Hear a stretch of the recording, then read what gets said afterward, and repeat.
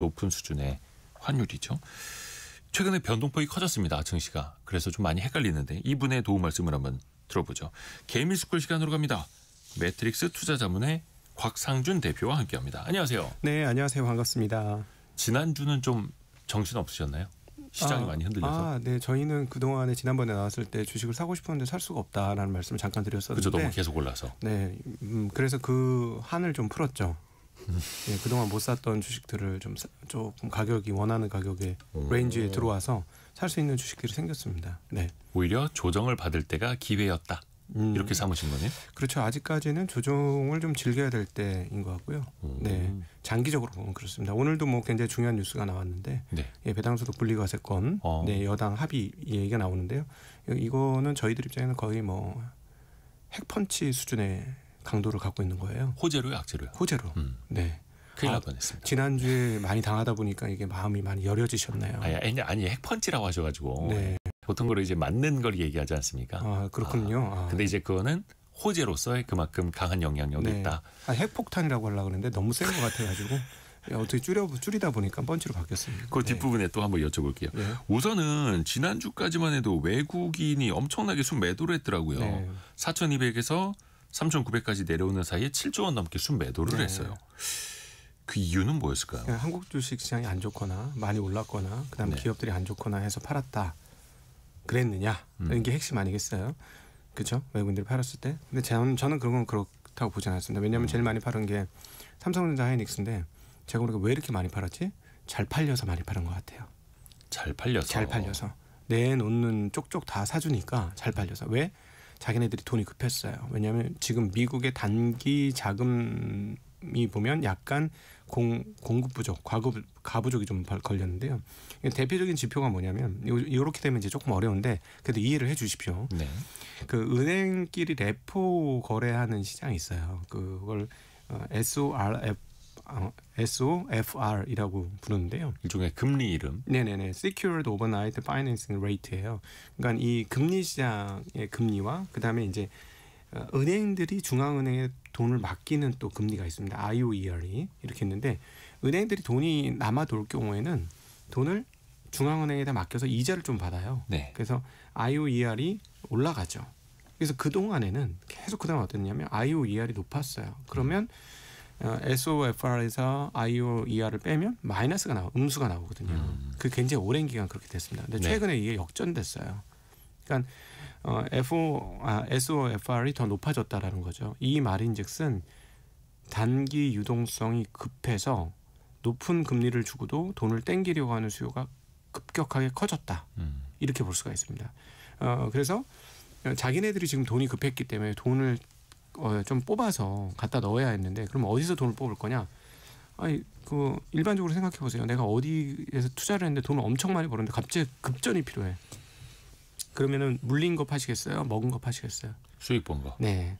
한국 하이닉스, 삼성전자 많이 먹었거든요. 이 친구들. 그러니까 팔기 좋았습니다. 게다가 잘 팔려요. 유동성도 좋고. 네, 그냥 던지는 대로 돈을 획득할 수 있기 때문에 그 부분들이 굉장히 컸습니다. 그러니까 어마무시한 규모로 주식을 팔았던 건 그만큼 돈이 급했던 거고 이거의 메커니즘을 돌아가 보면 지금 미국의 레버리지 상황에 대한 이해가 좀 필요한데 미국이 지금 자산 시장의 급격한 상승이 몇 년째 지속되다 보니까 자기 돈만 갖고 투자를 하지 않아요. 그러니까 남의 돈 갖고 투자하는데 그 남의 돈 갖고 투자하는 방법 중에 하나가 채권을 사고 국채를 사고 그 국채를 담보로 돈을 빌립니다. 네. 그걸 몇 바퀴 돌려요. 그렇게 여러 번 하고 나서 그 돈을 갖고 주식을 사는 경우가 있습니다. 그래서 주식시장이 이렇게 급락하게 될 경우에는 소위 말하는 빠르게 빚을 갚아야 되는 마진콜이 발생해요. 그럼 마진콜이 났을 때 돈을 급하게 구해야 되기 때문에 일단 먼저 돈이 빨리 구해지는 데서 돈을 구합니다. 그게 바로 아까 은행의 단기 금융시장이었어요. 근데 단기 금융시장에서 금리가 너무 올라가서 쉽게 구해지지 않으면 또 다른 일을 하죠. 그게 주식을 파는 행동입니다. 주식을 팔고요. 만약에 주식을 팔았는데도 돈이 획득이 안 된다? 그럼 채권을 팝니다. 근데 이번에 채권 금리가 살짝 오르다 말았거든요. 오르긴 올랐어요. 왜냐하면 금리를 내릴 수 있다고 하는데 미국 10년물 국채금리 4.1까지 올랐어요. 그거는 그쪽 시장도 영향을 조금 일부는 미쳤다. 근데 이게 최악의 상황이 되면 어떻게 되냐면 채권 금리가 급격하게 올라가면서 달러 가격이 급격하게 올라갑니다. 근데 요번에 보시면 달러가 100까지 살짝 올라갔었거든요. 달러 인덱스, 달러 네. 지수가요. 그래서 약간 그런 구조가 있긴 있었다. 근데 아주 심한 건 아니다, 옛날처럼. 그래서 오늘 보니까 이제 100 미만으로 이제 떨어지고 있어서 일단 숨고르기 되는 국면에 이제 좀 들어가고는 있다라고 봐야 되는데, 한국 시장이 그 바로미터예요. 한국 시장에서 외국인 매도가 그 이제 멈추게 되면 얘네 급전 필요한 거는 일단락됐구나, 이렇게 생각하셔도 될 것 같습니다. 그래서 그 은행 간 단기 금리 추이를 좀 최근에 사람들이 주목을 했던 게, 그게 올라가면은 저쪽에서 단기 자금이 좀 마르나 보다. 네, 그러면 그렇죠. 그것 때문에 주식을 팔아서 현금화할 필요성을 느낄 수 있겠네, 이거 봤던 건데, 근데 네. 최근에는 그 단기 금리의 상승세가 어느 정도 진정이 됐다라는 네. 거죠. 네.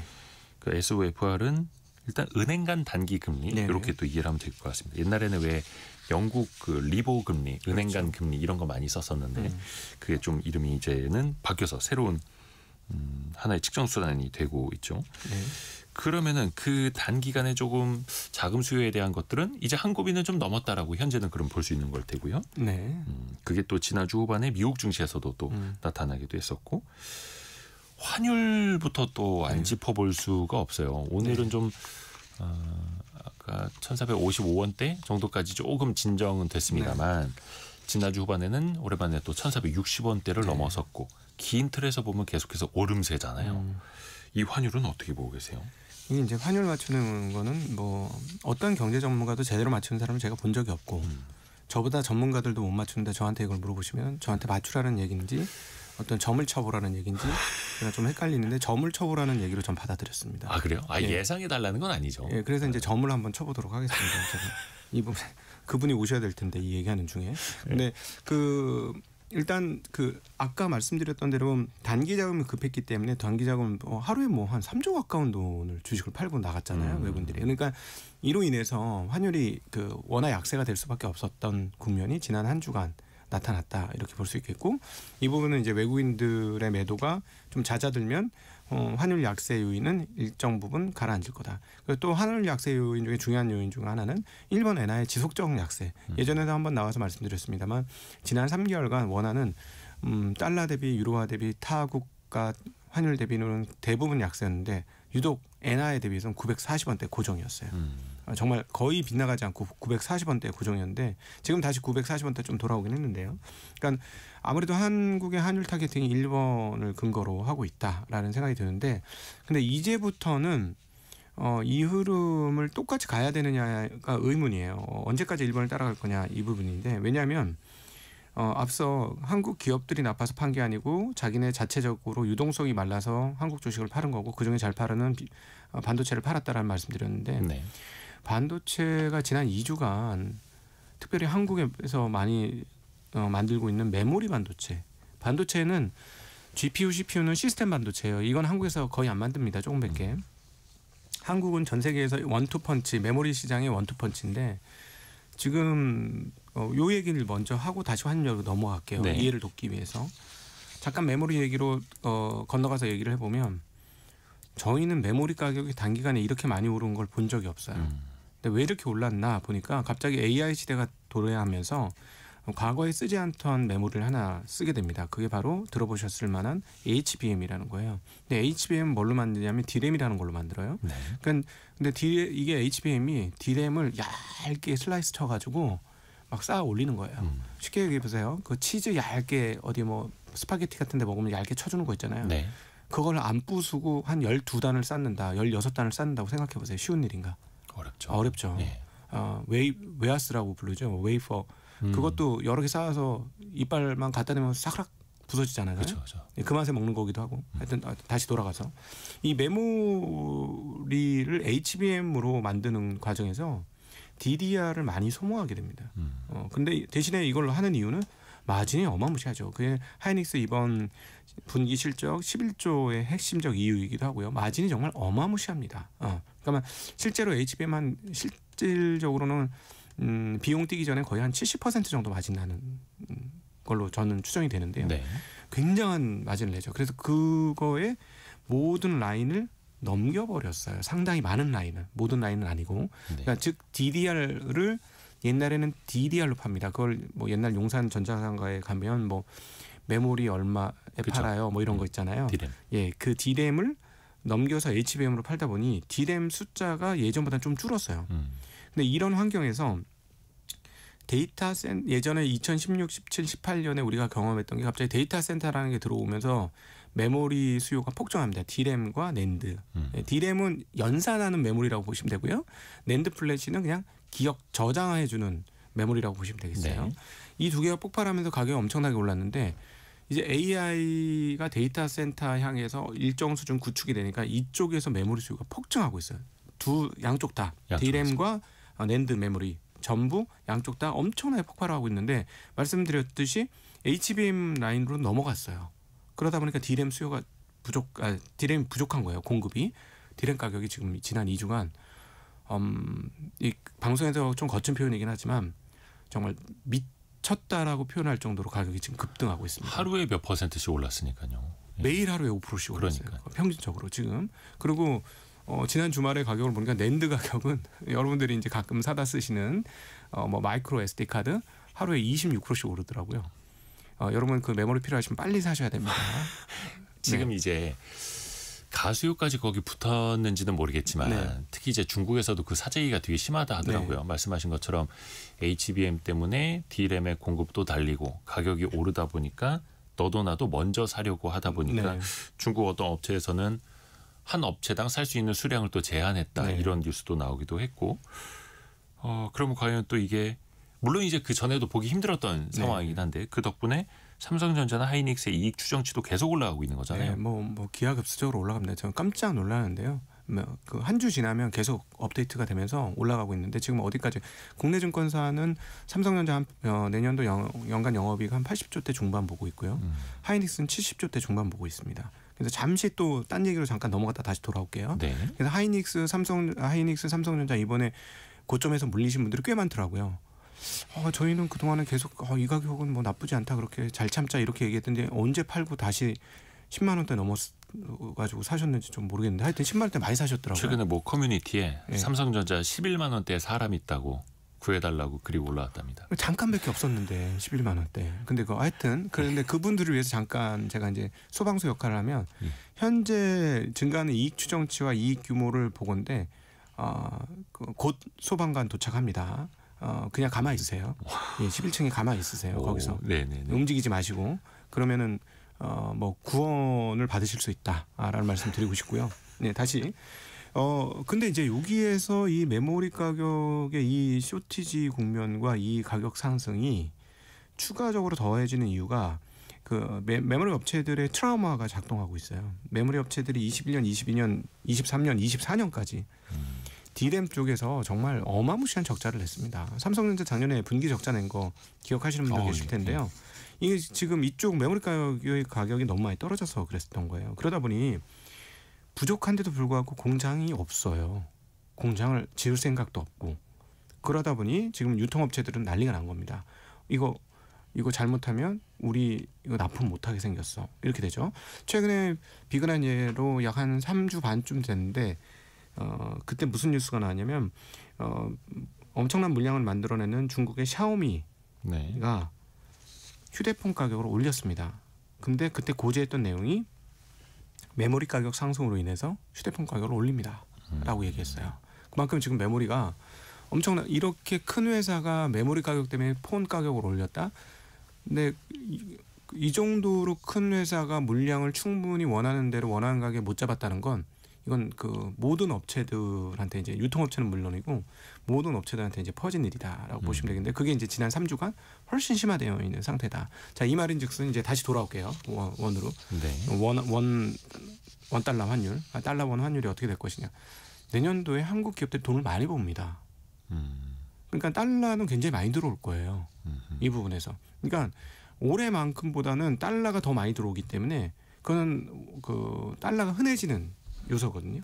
일단은 최근에 나왔던 그 수출 데이터를 봐도 반도체 수출이 엄청나게 늘고 있고 또 거기에서 반도체 가격이 더 좋아지고 있으면 국내로 유입될 달러는 많아질 것이다. 네. 예. 그래서 그러면 당연히 원화 강세 요인이에요. 근데 이제 원화 약세 요인과 원화 강세 요인이 지금 씨름을 하고 있는데 이번에는 이제 외국인들의 매도로 인한 달러 수요가 이제 원화 약세로 작동을 했던 거고 그동안에 이제 꾸준히 원화 약세 요인은 한국의 그 서학개미들의 지속적인 투자. 지난 10월 달에도 60억 달러 나왔어요. 그 전달에도 30억 달러가 넘게 그러니까 어마무시한 자금이 지금 나가고 있는데요. 이 부분들 규모가 워낙 크기 때문에 수출에서 달러 들어오는 양을 상쇄할 정도 수준이 됩니다. 자, 그런데 이제 내년부터는 조금 상황이 달라질 거니까 왜냐하면 들어오는 돈들이 많아서 일정 수준 균형을 이루어서 올해처럼 원화 약세가 계속 가지는 않을 것 같다라는 생각을 개인적으로는 하고 있고요. 그다음에 또 하나 돈이라는 건 수익률을 쫓아다니는데 지금 앞서 잠깐 말씀드렸습니다만 한국에서 그 상법 개정을 비롯한 지금 배당소득 분리과세까지 상당한 정책 효과가 발생할 수 있는 요소들이 정책적 요소들이 지금 등장을 계속해서 하고 있고 그다음 기업들 실적이 좋아지면 한국 주식시장 최근에 뭐 4,000포인트 와서 와, 너무 많이 오른 거 아니냐 했지만 아직도 여전히 상승할 공간은 좀 남아 있고요. 이게 한 제가 보기엔 신고가를 꽤 많이 내면서 가면 사람들이 주변에 돈 벌었다는 사람들이 나오기 시작해요. 그렇죠. 그러니까 삼성전자를 11만 원에 사서 사실상 잘 산 건 아니라고 볼 수 있는데 그 가격에 산 사람조차도 수익이 나. 그럼 어떻게 되냐면 이거 그냥 돈만 넣으면 수익 나는 거네. 이런 소문이 퍼지기 시작하면 저는 이 강남 갔던 제비가 돌아올 거라고 생각을 합니다. 미국 갔던 서학개미들이요. 네, 그렇죠. 그러면 왜냐하면 이쪽 수익률이 쉽네 이렇게 생각이 되면 말이죠. 근데 그 동안에는 워낙 그 미국 쪽에서 수익 내기가 쉬웠어요. 그런데 이게 지금 지난 1년간은 한국 시장이 압도적으로 수익률이 좋았는데 좀 이제 보편적으로 어떤 주식을 갖고 있어도 수익이 나네 하는 부분으로 넘어간다면 지금처럼 서학개미로 빠지는 돈이 이렇게까지 크진 않을 것 같습니다. 그렇게 된다면 한국 주식시장도 한국 주식시장에서 빠져나가는 돈이 별로 좀 덜해서 그 부분도 환율에 있어서는 원화 강세 요인이 될 것이다. 그래서 올해보다는 내년에 훨씬 원화 강세 요인이 많아지니 올해보다는 좀 낫지 않을까라는 점을 쳐보겠습니다. 제가. 그러니까 사실 우리가 표현을 점친다고는 이제 합니다만 뭐 그냥 눈 감고 뭐 쌀을 이렇게 던지거나 이런 거는 아니고요. 이제 합리적인 그 예상, 데이터와 근거를 바탕으로 예상을 해본다라는 거죠. 그래서 또 그 가정한 데이터가 또 달라지면 또 그 전망 예상도 또 이제 달라질 수 있다라는 거 네. 여러분에게도 또 당부 말씀으로 드립니다.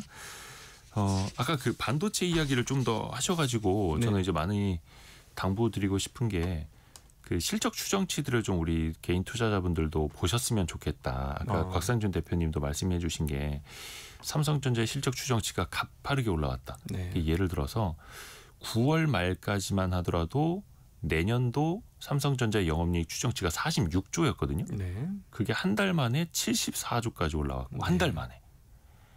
그리고 11월 첫째 주 기준으로는 75조, 76조까지 올라왔어요. 네. 말씀하신 것처럼 27년도 영업이익 전망치는 지금 80조가 넘어가고요. 네. 이런 것들을 좀 개인 투자자분들이 데이터를 조금 더 보시면 좋을 텐데요. 이렇게 보시면 돼요. 그러니까 물건값으로 생각하시면 이해하기 쉽죠. 나 반도체 반자만 들어도 머리가 아파. 막 이렇게 하실 수 있는데 그냥 일반적인 시중에서는 시가 그 회나 시가 그 과일이라고 생각하시고 생각하시면 좋아요. 작년도에 DDR5 16기가가 5달러 내외였어요. 지난 주말 기준은 20달러입니다. 근데 작년도에 적자 냈었거든요. 예. 근데 이제 올해 들어와서 삼성전자 반도체 사업부가 흑자 전환을 했잖아요. 근데 그때도 가격이 7달러였어요. 7달러. 근데 생각해 보세요. 7달러가 대충 보니까 7달러면 그게 손에 안 나네. 그 러프하게 보면 그러잖아요. 그때 반도체 사업부가 뭐 여러 가지 복합적이긴 합니다만 제일 중요한 게 디램이니까. 네. 디램 한 7달러 선에서 적자 안 났으면 그러면 이게 이 7달러가 이제 원가 이상은 되는 거네. 계산했잖아요. 근데 지금 20달러라니까요. 그러면 시장에 갔는데 사과 배 하나가 7,000원 하던 게 지금 2만 원 하는 거야. 근데도 잘 팔린다는 거. 없어서 못 팔아. 네. 네. 근데 그 2만 원짜리 안 되겠네 하나 주세요. 이랬더니 지금요 그 과수원에서 나오질 않네. 과수원 애들이 물량 꽉 쥐고 있는데요. 그럼 과수원 입장에서는 돈을 어떻게 벌 거냐고 생각해 보세요. 네. 아까 그 5,000원에 팔 때는 뭐 그 사람 쓰고 따고 이동시키고 뭐 비료도 쓰고 이런데 비용 다 썼다면 그걸로 이제 2분을 했단 말이죠. 본전치기를 했으면 만약에 지금 2만 원에 판다 그러면 얼마가 남을까 한번 상상할 필요가 있어요. 근데 지금 그래서 하이닉스도 계속 좋을 수밖에 없는 이유 중에 하나가 지금 무슨 얘기가 지금 들리기 시작하냐면 마이크론 테크놀로지가 이제 HBM 더는 안 만든다라는 얘기가 있어요. 더 안 만든다는 겁니까? 못 만든다는 겁니까? 아니, 더 안 만들 거라는 거예요. 추가로 엄청나게 만들죠. 왜냐하면 HBM이 그동안에는 D램이 막 가격이 엄청 안 좋았는데 거의 적자 수준이었는데 HBM은 마진율이 50% 60% 만들기 어려워서 막 그렇게 나왔으니 전부 다 HBM 만들겠다고 간 거예요. 근데 지금 말씀드렸잖아요. D램 가격이 진짜 그 1년 전에하고 비교해 보면 마진이 좋아지니 5달러다는 게 20달러 됐으니 마진이 얼마가 된 거예요. 생각해 보세요. 그러면 D램을 팔아야 되겠어요? D램을 쌓아서 만들다가 D램 몇 개 버려버리는 HBM을 만들어 팔겠어요. 그러니까 기존에는 HBM의 마진이 훨씬 좋으니까 HBM 중심으로 갔었는데 네. D램 마진이 더 좋아지네? 다시 그럼요. 또 과거의 D램으로. 그럼 주주 중심의 그 미국 회사인 마이크론에서 HBM 팔라고 이사회라든가 주주들이 HBM 팔어 이렇게 하겠어요? 기술 선진 기술이라고 미래를 위해서 HBM 팔어 이러겠어요? 너희들 뭐 하고 있어? 그만 팔어. 그 이상 더 이상 라인 주지 마. D램 팔어. 마진 좋은 거 팔아야지 이렇게 되는 거죠. 젠스랑이 와서 왜 깐부 치킨 먹으면서 왜 깐부 해동을 했느냐? 그리고 왜 우리한테 GPU 20만 장 주기로 했느냐? 왜 저러냐? 했을 때 사실은 우리나라한테 메모리를 확보하기 위한 것도 하나의 이유 중 하나 아닌가 그렇죠. 이런 추정을 하고 있어요. 지금 메모리 가격. 왜냐하면 그쪽은 먼저 이 업계 상황을 알고 있었을 거라고요. 분명히. 그러면 예를 들어 DDR의 마진이 50%인데 HBM은 60%야. 그러면 기술을 위해서 투자하는 것 외에 마진을 위해서는 굳이 D램을 안 팔고 HBM 팔 이유가 없거든요. 제가 보기엔. 그러니까 이렇게 되면은 엔비디아 입장에서 어떻게 되냐면 완전 큰일 난 거지. HBM 확보를 해야 자기네 GPU 세트를 팔아먹을 수 있는데 그렇죠. 그럼 못 팔 수도 있다는 위기감이 있는 거죠. 왜냐하면 수요는 여전히 대단한데. 그래서 아주 지금 반도체 평생 이런 건 전 처음 보는 것 같습니다. 왜냐하면 제가 2000년 이전에는 반도체를 몰랐기 때문에 2005년 이전에는 반도체를 몰라서 2005년이요? 네, 네. 그 동안에는 이런 일이 있었는지를 제가 잘 모르고요. 제가 이제 반도체 공부한 이후로는 처음이에요. 20년 사이에? 그렇죠. 네, 그렇습니다. 그렇죠. 근데 이제 또 다만 이 이후에 D램이라든지 HBM에 대한 또 수요는 또 어떻게 달라지는지 그래서 또 저희가 개미스쿨 시간에 주기적으로 질문을 드리고 또 이제 답변을 또 듣는 시간인 거고요. 우리가 환율도 챙겨봤는데 최근에 금리를 안 챙겨볼 수가 없어요. 특히 이제 국내 네. 우리나라 국고채 금리가 최근에 쭉 올라가고 있습니다. 그러니까 뒤집어서 말하면 채권의 가격이 지금 떨어지고 있는 상황 아니겠습니까? 네. 저는 개인적으로 좀 걱정이 됩니다. 장기채, 한국 장기채 많이 들고 있으신 분들은 좀 조심하셨으면 좋겠다는 말씀드리는데 앞서 말씀드렸잖아요. 지금 이렇게 한국 주식시장의 30%를 넘게 차지하는 친구들이 돈을 잘 번다. 그럼 경기가 어떻게 될까요? 그다음에 뭐 지금 현대차는 전년 대비 지금 좀 꺾이긴 했습니다만 이번에 이제 관세 문제 일부 해결됐고 했으면 현대차가 그러면 예전보다 돈을 현저하게 못 벌 거냐? 뭐 그건 아니겠죠. 네. 네, 그러면 한국 기업들의 이익 체력은 전반적으로 지금 되게 좋아지고 있는 거예요. 그러면 기업들로부터 시중으로 쏟아질 돈들은 좀 있다는 거죠. 예, 그러니까 경기가 무조건 계속 끝까지 나빠질 거냐? 그런 것 같지는 않습니다. 예, 그래서 만약에 경기가 좋아진다면 여기서 경기가 나쁘니 금리를 내려야 된다는 논리가 과연 성사될 수 있을 것이냐. 그리고 여기서 금리를 내리면 금융 불안정이라고 한 표현되는 그런 흐름들은 더 지속될 수 있거든요. 왜냐하면 자산은 그러니까 유동성은 미친 듯이 많은 상황에서 금리를 내린다? 그럼 유동성이 춤을 추겠죠. 예. 그러면 지금 정부에서 좀 이렇게 생산적 금융으로 돌리고 싶은 그게 오히려 금리를 낮추면 실현되기 되게 어려울 것 같습니다. 예. 그리고 내년도에는 경기 회복될 거라는 게 보이고 아마 분기로 따져보면 지난 2분기 최악을 기록한 이후로 점차 회복되는 게 점차 보일 것이기 때문에 여기서 금리를 추가로 내린다? 상식적으로는 좀 말이 안 맞는 것 같아요. 경기가 회복되는데 금리를 내리는 게. 그러니까 이게 참 그런데 경기가 회복되는 그 요인 그 바탕을 좀 살펴봐야 되는데 내수가 너무나 좋아서 자영업 경기가 잘 돼서 경기 회복되는 게 아니지 않습니까? 그렇죠. 어쩔 수 없이 수출 중심이고 그 수출 중심에는 반도체 중심이고 그러다 보니까 수출 잘 돼 환율은 높아 부동산은 꿈틀댈 수 있어. 그러니까 이제 금리를 더 못 내려 이럴 수가 있다라는 건데 또 저는 여기서 염려되는 게 그거예요. 이게 주식 투자를 하는 사람과 또 반도체 주식을 갖고 있는 사람과 없는 사람, 네. 투자를 안 하는 사람 입장에서는 체감을 못 하는 거죠. 무슨 맞습니다. 경기가 좋다는 거냐, 왜 금리를 안 내린다는 거냐 이렇게요. 맞습니다. 지금 그건 너무 유감스러운 거고 사실 노동의 가치가 좀 올라가야 되는 게 분명히 맞는데 이런 상황이면 노동의 가치는 끝없이 계속 떨어지는 상황이라서 그게 이제 모든 선진국이 갔던 길이고 미국이 갔던 길이고 그 참 고민거리죠. 네, 우리나라도 지금 그 길을 가기 시작한 거고 그 부분은 정말 굉장히 안타까운 건 맞는데 결론은 그러면 고양이 목에 누가 방울을 달아 세금 문제로 해결해야 돼요. 이건 어쩔 수 없어요. 그러니까 예를 들어서 누구는 되게 열심히 해서 얘가 얘 달리기 엄청 잘해. 근데 얘는 너무 잘하는데 못하는 애가 점수가 안 나와. 그렇다고 잘하는 애들을 꺾을 수는 없는 거잖아요. 그럼 결국 뭐냐면 달리기 잘하는 애가 어디 대회 나가서 상 타가지고 상금 받아오면 야 너 상 받았으니까 야 한턱 쏴? 뭐 이런 거 있잖아요. 뭐 그런 식으로 조금 배분 문제를 사회적 합의를 만들어야 될 수밖에 없어요. 제가 보기에는 이 자산 중심의 시장 흐름은 이미 수십 년간 한국에서 이루어져 왔고 그게 이제 그동안에는 부동산 중심이었고 이제 그 틀을 주식으로 넘기려고 하는데 그것도 결국 자산 중심이거든요. 말씀하신 대로 자산 없는 사람은 앉아서 거지되는 느낌을 받는 나는 가난해진다. 가만히 있어도 열심히 일했지만 난 가난해진다. 이런 생각이 들 수밖에 없으니 결국 해결은 세금을 건드리는 수밖에 없지 않을까요? 그래서 전 순수하게 개인적인 의견입니다. 그러면 저는 공평하게 주식시장, 부동산 시장 모두 다 열고 어떻게 세금을 매기는 게 사회적으로 지속 가능한 것을 획득할 수 있을까를 이제부터 합의해서 결정을 할 필요가 있을 것 같아요. 그러니까 이게 우리가 미시적인 주식시장 이야기뿐만 아니라 또 거시적인 이야기도 하게 되는데 최근에 피터 틸의 글이 다시금 회자가 되더라고요. 피터 틸은 이른바 페이팔 마피아라고도 하는 또 여러 미국의 거대 기업들 스타트업 시절부터 이제 투자를 했던 사람 아닙니까? 그 이야기를 하더라고요.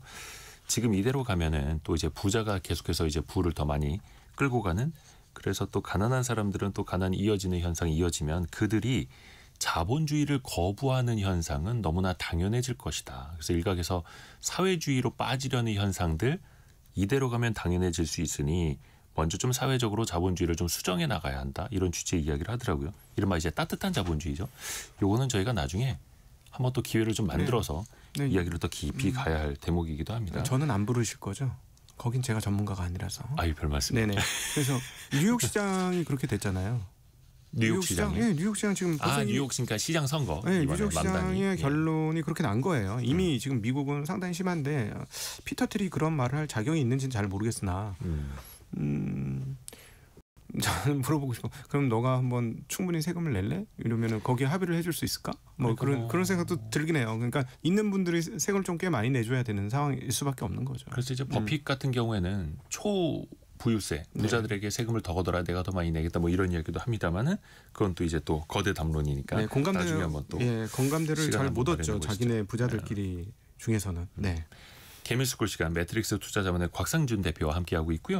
잠시 현재까지 들어와 있는 뉴스도 정리해드리고 이야기 이어갈게요. 라디오 정보센터 다녀옵니다. 조금 전에 하준규님이 불장이라는데 개미들 중에서 50% 이상은 평균 930만 원 손실 중이라는 뉴스를 봤습니다. 불장에도 모두 수익 내는 게 아니네요. 라고 또 글 올려주셔서 그 기사를 찾아봤거든요. NH투자증권에서 지난달 30일 기준으로 그때가 코스피가 처음으로 4,100 넘었었을 때였는데 개인 투자자들의 손실 여부를 보니까 수익 혹은 손실 여부를 보니까 54.6%가 손실. 네. 평균 931만 원의 손실이라고 합니다. 이 불장에서도. 이거를 한마디를 하고 가야 될 수밖에 없는 상황인데요. 좀 따뜻하게. 예, 따뜻하게. 네. 제가 너무 예.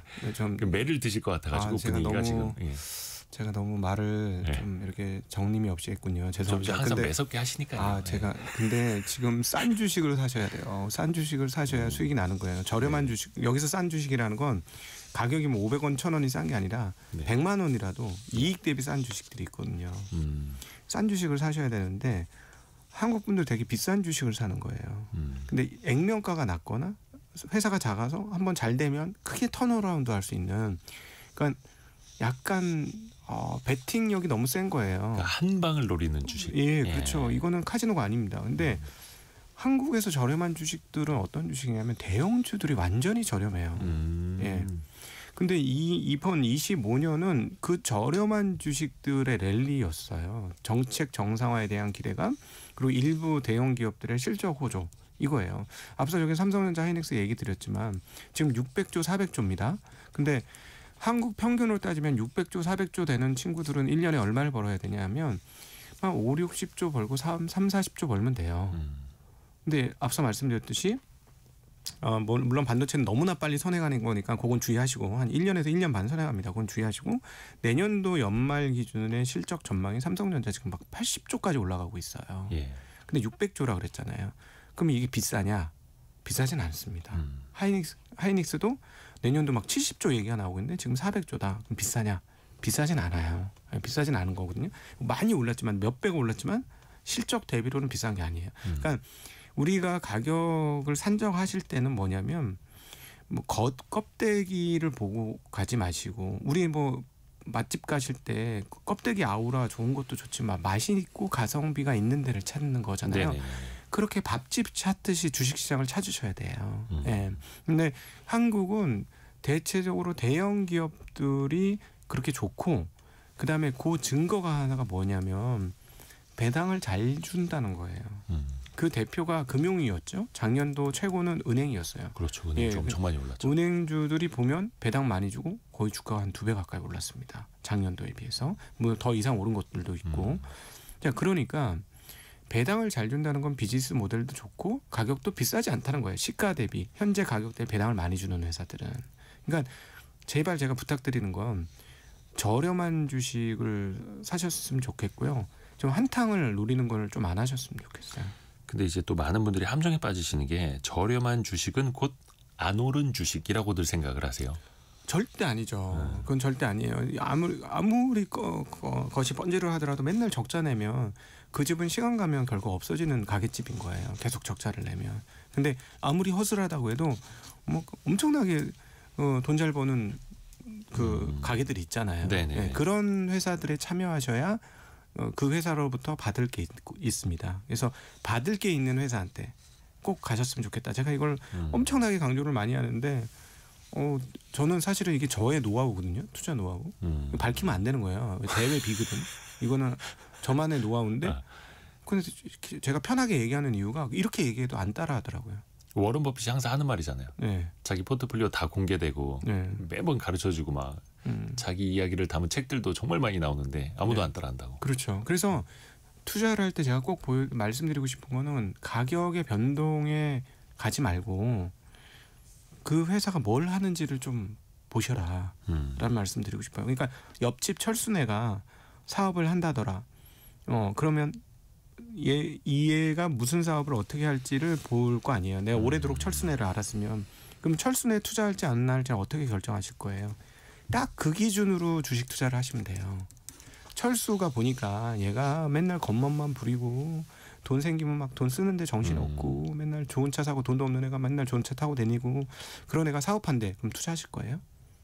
투자할 마음 안 들죠. 내 돈도 다 제가 유흥비로 쓰겠네 이런 느낌 드는 거죠. 근데 어떤 또 다른 친구가 하나 있는데 이 친구는 항상 아끼고 항상 열심히 무언가를 탐구하고 그다음에 좋은 결과를 내려고 노력하고 진념도 있고 그다음 공부도 열심히 해서 아이디어도 많고 근데 얘가 어떤 사업을 한다고 해요. 그럼 그 회사는 투자할 마음이 생기시나요? 그렇죠. 투자하겠죠. 네. 이걸 잊지 마세요. 이 마음을 꼭 개미 투자자분들은 그렇죠. 꼭 이걸 기억하시면 좋은 결과를 얻으실 수 있습니다. 그러니까 다시 기본으로 돌아가야 하는데 사실 이게 눈앞에서 이제 차트가 띄어져 있고 숫자가 왔다 갔다 하다 보면은 사람들이 또 많이 그걸 또 잊어버리게 됩니다. 근데 그 꼭 기억하셔야 될 게 이번에 이제 약간 죄송합니다만 제가 끝까지 친절하게 얘기를 못 드리겠고 그런 마음을 가지시는 분을 우리가 전문 용어로 뭐라고 표현하냐면 빨리 내가 돈을 벌고 싶고 한탕 내가 하고 싶어 이런 분들을 우리가 일컬어 호구라고 불러요. 네. 전문 용어네요. 내가 호구인지 아닌지는 빨리 캐치하셔야 돼요. 시장에서. 그렇죠. 네. 그래서 버핏도 항상 하는 말이 시장은 조바심 있는 사람에게서 느긋한 사람에게로 돈이 넘어가도록 설계되어 있다라고까지 이야기를 할 정도죠. 최근에 보니까 지난 6일 기준으로요. 반대 매매가 219억 원어치가 쏟아졌다고 합니다. 이게 증시가 사상 최고치를 달려가다가 약간 조정받으니까 레버리지 썼던 그렇죠. 자금들, 레버리지 썼던 신용융자 썼던 혹은 미수금 썼던 이런 것들이 쏟아졌다는 거죠. 저도 어렸을 때 그 업자로 시작을 한 거지만 증권회사 들어가서 어렸을 때 제가 확신을 품고 딱 사면 항상 깨지더라고요. 네, 저도 많이 경험했거든요. 근데 이 레버리지를 쓴다는 건 확신이 있었기 때문인데 그 확신이 어디서 근거했느냐를 봐야 되는데 가격에 근거한 경우가 많아요. 이거 오른다 하는데 진짜 계속 올라. 그러면 확신이 생기는 거거든요. 근데 가격은 겉모양일 뿐이에요. 표시되는 거지 본질은 아닙니다. 그래서 결국은 그런 겉모양에 유혹되고 또 내 욕심이 그걸 딱 물게 만드는 거죠. 이 욕심을 가지고 투자를 하시면 그야말로 진짜 그 최고의 호구가 욕심 가진 사람들이에요. 이 주식시장에서는. 그러니까 이게 본인이 능력이 있다면 네. 뭐 그 정도는 뭐 합당하다고 볼 수 있겠지만 네. 아직 능력이 갖춰져 있지 않은데 욕망만 앞선다면 그때 네. 사고가 나는 거죠. 아니 저도 함부로 신용 같은 거 잘 안 해요. 왜냐하면 신용을 쓰는 순간 마음이 바뀌거든요. 마음이 탐욕으로 물들게 된 거죠. 그럼 저도 실수를 하는 거예요. 그래서 최대한 그런 것들 안 하려고 하는 거고. 그러나 일단 이제 큰 틀에서 거시적으로 말씀드리면 저는 신용은 계속 늘어날 거라고 봅니다. 저는 맨날 신용 쓰지 말라고 어디 가서 캠페인처럼 맨날 얘기하지만 인간의 욕망은 어쩔 수 없어서 신용은 계속 늘 거고요. 그렇죠. 시가총액이 또 커지고 시장 그렇죠. 규모가 커지면요. 그러면 지금 지표 중에 하나가 신용융자 규모를 가지고 시장 고점을 파악해야 하는 건 굉장히 유효합니다. 근데 지금 최근에 25조까지 늘어서 과거 대비 신용융자가 최고치거든요. 그러면 이게 그럼 고점 신으느냐?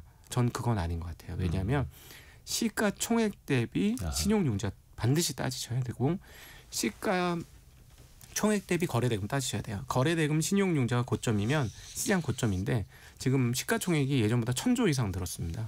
그래서 과거 고점을 그렇죠. 지금 고점하고 똑같이 산술적으로 비교하시면은 오히려 안 맞다. 로그값을 한번 넣어주셔야 된다라는 말씀드리고 싶어요. 그러니까 경제 규모가 커질수록 가계부채가 늘어나듯이 시가총액이 커질수록 신용융자도 커지는데 그 비율을 봐야 하고 그게 감내 가능한가를 봐야 한다라는 거죠. 그리고 앞부분에 우리가 살짝 운을 띄웠던 배당소득 분리과세. 이게 최근에 그 고위 당정협의회에서 이야기가 나왔습니다. 네. 강훈식 대통령실 비서실장도 배당 확대를 위해서 그 배당 확대를 통한 주주 가치를 위해서 당정대가 화답하자 이야기를 했고 이제 중요한 건 배당소득 분리과세는 정부도 세법 개정안 내놓을 때 발표를 했습니다만 분리과세, 배당소득세 최고 세율을 25로 할 거냐 35%로 할 거냐 이거잖아요. 그렇죠. 근데 지금 시장은 또 25%로 기대를 하고 있고. 네. 25%를 안 하고 35%를 하면 하나마나 한 거고요. 이렇게 보세요. 제가 이제 사장을 해보니까 이제 법인카드가 저한테 주어지더라고요. 네. 그러면은 자 내가 그 사장인데 사장이라고 생각해 보세요. 사장 아니신 분들도 내가 사장이야. 근데 회사를 해서 경영을 해서 돈을 벌었어. 근데 이 법인이기 때문에 합당한 루트를 거쳐서 돈을 받아야 됩니다. 월급을 받든지 네, 그렇죠. 배당을 받든지 아니면 비용 지출을 하든지 이렇게 되는데 법인세로 대략 막 25%를 내는데 배당세로 39%를 내면 그 내 회사야. 이게 다 내 회사다라고 생각하시면 여러분은 어떤 행동을 취하시겠습니까? 배당을 해서 39% 세금 내고 나머지를 받으시겠습니까? 아니면은 예를 들어 법인세 25%만 내고 어떻게 다른 국리를 하시겠습니까? 예, 비용을 늘리든가 뭐 예를 들어서 뭐 그러면 안 되지만 뭐 내가 사고 싶은 차 법인 돈으로 사고 그래서 그거 몰고 다니고 뭐 이런 거는 비용을 처리하는 방법이잖아요. 그렇게 생각하시면 아주 쉬워요. 이거는 대주주하고 소액주주하고 이건 이해관계가 맞는 거예요. 상충되지 않고. 그래서 대주주한테 유리한 것 같지만 이걸 해주면 많은 대주주들이 법인세 내는 만큼 내 개인적인 자산을 획득할 수 있네. 그거 사실은 법인 만들어서 돈을 자기가 받는 거는 방법이 거의 없어요. 법인으로서는 월급 많이 받던가 아니면 배당 받는 건데 배당은 세금이 너무 많으니 그러니 만약에 배당 세율을 낮춰준다면 굉장히 큰 그 배당에 대한 유인책이 되고요. 근데 대주주 비중보다는 소액주주와 일반 주주들 비중이 훨씬 큽니다. 그렇죠. 우리 코스피 시장 그 한국거래소에 상장된 코스닥에 상장된 모든 기업을 합쳐보면 그러니까 배당을 그러면 적극적으로 늘릴 의향이 생길 것이고 배당을 늘리게 되면 사실 대주주도 배가 부르지만 일반적인 소액주주들한테도 상당히 큰 폭의 배당금이 주어지게 되겠죠. 그러면 이게 사회적으로 돈이 도는 방식이고요. 그다음에 저는 배당 이게 중요하다고 보는 것 중에 하나는 국민연금도 네. 배당을 많이 받게 되잖아요. 그렇죠. 그러면은 우리 그 중산층들 그 국민연금 가입하신 분들한테 조금 더 돌려드릴 수 있는 거고, 그다음 뭐 고갈된다고 하는데 그 고갈 시점 조금 더 뒤로 밀릴 수도 있고, 그다음에 또 하나 메커니즘 배당을 잘 주면 주가가 올라갑니다. 그렇죠. 이거는 뭐 필연적인 메커니즘이에요.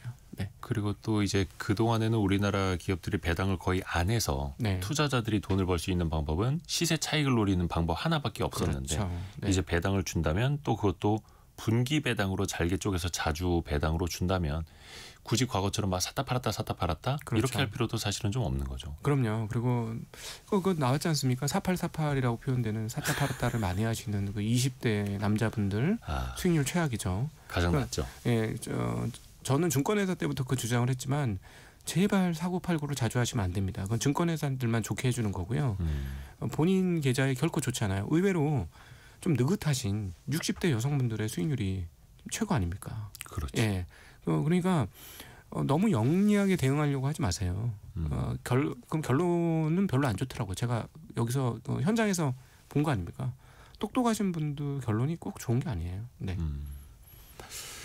그렇죠. 그래서 그 거래 비용 이런 것도 항상 그 1년이 지나가면은 내가 연간 거래세와 유관기관 수수료를 얼마를 냈는지 한번 정산을 꼭 해보시길 바라겠습니다. 어마어마한 금액이 나올 겁니다. 마지막으로 이거 좀 정리를 좀 해야 되는데 네. 미국의 그 셧다운 이슈 있지 않습니까? 네. 이게 벌써 40일이 넘었더라고요. 네. 그러니까 네. 최근에 미국 시장에서 조금 더 뭔가 논의하자 네. 공화당, 민주당 이야기가 오가는 것 같은데 이게 만약에 좀 해결이 되면 주가에 네. 좀 탄력이 더 붙을 수 네네네 있어요. 긍정적이라고 볼 수 있죠. 제가 보기에는 제일 큰 이슈 중 문제 중에 하나가 미국 시장은 트럼프의 지지율의 급락입니다. 지금 최근에 이 셧다운 이후로 굉장히 급하게 빠지고 있거든요. 그러면은 미국 시장을 지탱해 준 건 유동성에 대한 기대감이에요. 근데 유동성을 펌프질을 가장 열심히 잘할 사람 중에 하나가 트럼프입니다. 근데 트럼프의 지지율이 빠질수록 유동성 공급량이 제한될 가능성이 있어요. 그러니까 지금도 스티븐 마이런이라는 자기 책사를 FRB의 연준의 그 이사로 꼽아놨는데요. 강력하게 금리 인하하자고 주장하고 있지 않습니까? 그러니까 트럼프의 지지율이 떨어지면 떨어질수록 유동성 공급의 힘도 저는 약해질 수 있다고 봐요. 그래서 오히려 지금 미국의 위험은 AI 거품, 오늘 그거 관련해서는 얘기 거의 안 했지만 거품 문제가라기보다도 트럼프의 지지율이 하락하면 유동성 시장에서 조금 문제가 생길 것 같다라는 생각을 하고 있습니다. 매트릭스 투자자문의 곽상준 대표였습니다. 고맙습니다. 네, 감사합니다. 이 시각 현재 코스피는